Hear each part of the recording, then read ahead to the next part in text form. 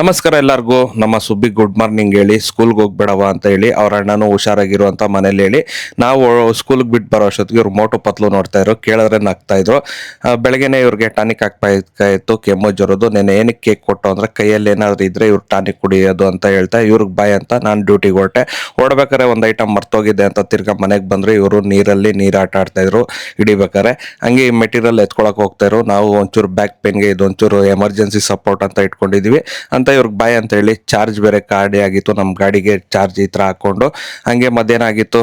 ಅಲ್ಲೇ ಕಮ್ಮಗೊಂಡಳ್ಳಿಲಿ ಒಂದು ಕುಷ್ಕ ಒಂದು ಮೊಟ್ಟೆ ತಿಂದೆ, ಚೆನ್ನಾಗಿತ್ತು. ನಿದ್ದೆ ಎಳಿತಾ ಇದ್ದಂಗೆ ಹಂಗೆ ರೋಡಲ್ಲಿ ಹೋಗ್ತಾ ಇದೆ ನಮ್ಮ HMT HMT ಫ್ಯಾಕ್ಟ್ರಿ.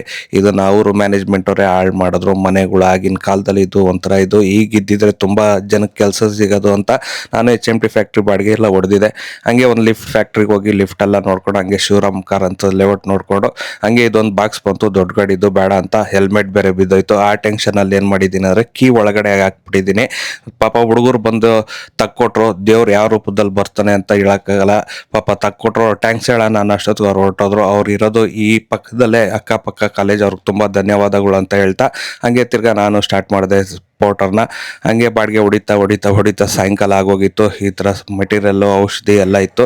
ಹಂಗೆ ಒಂದು ಅಪಾರ್ಟ್ಮೆಂಟ್ ಹೋದೆ, ಇಲ್ಲಿ ಬಿನ್ನಿಪೇಟೆ. ಗ್ರೌಂಡ್ ಇದ್ದಿದ್ದು ಈಗ ಇದಾಗೋಗಿದೆ ಅಪಾರ್ಟ್ಮೆಂಟು. ಹಂಗೆ ಲಾಸ್ಟ್ ಮನೆಗೆ ಬಂದು ನಮ್ಮ ಹೆಲ್ಮೆಟ್ ಇದೆ ಹೇಳಿ ನಮ್ಮ ಸುಬ್ಬಿ ರೆಡಿ ಆಗಿದ್ದೀನಿ ಅಂದರು. ಅವರು ಟಾನಿಕ್ ಕುಡಿಸಿ ಇವತ್ತಿನ ಕತೆ ಅಷ್ಟೇ ಸ್ನೇಹಿತರೆ. ನಾಳೆ ಸಿಗೋಣ.